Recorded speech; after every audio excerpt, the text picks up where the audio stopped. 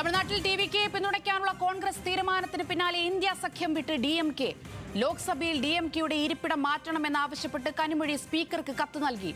വിവരങ്ങളുമായി ഡൽഹിയിൽ നിന്നും ശരത് ലാൽ ചേരുന്നുണ്ട്. ശരത് ലാൽ പറയാം.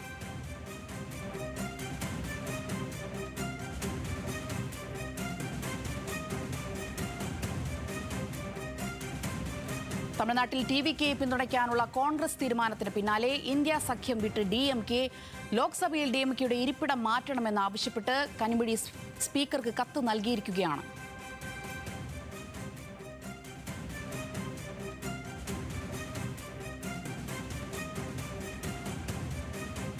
തമിഴ്നാട്ടിലെ അട്ടിമറി ജയത്തിന് പിന്നാലെ ടിവികെക്ക് കോൺഗ്രസ് പിന്തുണ പ്രഖ്യാപിച്ചതിന് പിന്നാലെയാണ് ഇപ്പോൾ ഡിഎംകെയുടെ ഇത്തരത്തിലൊരു നീക്കം.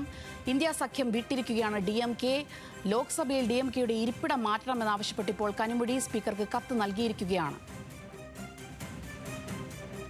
വിവരങ്ങളുമായി ശരത് ലാൽ ചേരുന്നുണ്ട്. ശരത് ലാൽ, ടിഎംകെയുടെ അട്ടിമറി ജയത്തിന് പിന്നാലെ കോൺഗ്രസ് പിന്തുണയ്ക്ക് പിന്നാലെയാണല്ലോ ഇപ്പോൾ ഈ ഡിഎംകെയുടെ ഇത്തരത്തിലൊരു നീക്കം. ഇന്നലെ ഡിഎംകെയുടെ യോഗത്തിലെടുത്ത തീരുമാനപ്രകാരമാണ് ഡിഎംകെ ഇത്തരം ഒരു നീക്കത്തിലേക്ക് പോയത്. അത് ഔദ്യോഗികപരമായി തന്നെ ഡിഎംകെ ഇന്ത്യ സഖ്യത്തിൽ നിന്ന് അല്ലെങ്കിൽ കോൺഗ്രസ് പിന്തുണയിൽ നിന്നും മാറി നിൽക്കുന്നു. കോൺഗ്രസുമായിട്ട് യാതൊരു ധാരണയുമില്ലെന്ന് സ്പീക്കറെ ഔദ്യോഗികമായി തന്നെ അറിയിച്ചിരിക്കുന്നു എന്നുള്ളതാണ്. അതായത് ഡിഎംകെ സെപ്പറേറ്റ് ഗ്രൂപ്പായിട്ട് ലോക്സഭയിൽ ഇരിക്കും എന്നുള്ളത് തന്നെയാണ് ഇപ്പോഴത്തെ ഈ കത്തിൻ്റെ അടിസ്ഥാനത്തിൽ പറയാൻ കഴിയുന്നത്. കാരണം ഇന്നലെ ഡിഎംകെയുടെ യോഗം എംഎൽഎമാരുടെയും അതേപോലെ തന്നെ മുതിർന്ന നേതാക്കളുടെ യോഗമൊക്കെ ചെന്നൈയിൽ അതിൽ വിലയിരുത്തിയിരുന്നത് വളരെ വലിയ ചതിയാണ് കോൺഗ്രസ് ചെയ്തിരിക്കുന്നത്. അതുകൊണ്ട് തന്നെ ഈ കാര്യത്തിൽ ഇനി കോൺഗ്രസുമായി യോജിക്കാൻ പറ്റില്ല എന്നൊരു തീരുമാനം ഇന്നലെ എടുത്തു. പക്ഷേ വളരെ പെട്ടെന്ന് സ്പീക്കർക്ക് ഒരു കത്തെഴുതുന്ന രീതിയിലേക്ക് കാര്യങ്ങൾ മുന്നോട്ട് പോയത് ഇക്കാര്യത്തിൽ എത്ര കണ്ട് സീരിയസ് ആണ് ഈ വിഷയത്തെ കോൺഗ്രസിൻ്റെ പിന്തുണ അല്ലെങ്കിൽ കോൺഗ്രസ് വഴിയിൽ വിട്ട് അല്ലെങ്കിൽ ഒരു ദിവസം കൊണ്ട് കോൺഗ്രസ് ഡിഎംകെയുടെ പിന്തുണയോടുകൂടി വിജയിച്ചു വന്ന 5 പേർ യാതൊരു ചർച്ചയും കൂടാതെ ടിവിക്കൊക്കെ പിന്തുണ പ്രഖ്യാപിച്ച നേതൃത്വത്തിൻ്റെ തീരുമാനത്തിലുള്ള വിയോജിപ്പും അമർഷവും ഒക്കെയാണ് ഈ കത്തിലൂടെ പ്രകടിപ്പിക്കപ്പെട്ടത്.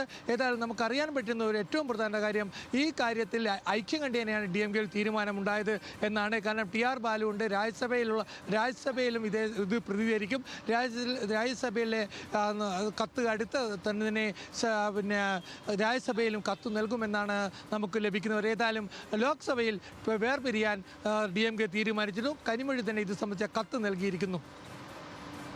ശരത് ലാൽ, ഇത് പാർട്ടിയിൽ ഏകകണ്ഠമായ ഒരു തീരുമാനമാണോ ഉണ്ടായിരിക്കുന്നത്? അതുപോലെ തന്നെ സ്റ്റാലിൻ ഇക്കാര്യത്തിൽ എന്തെങ്കിലും തരത്തിലുള്ള പ്രതികരണം നടത്തിയിട്ടുണ്ടോ?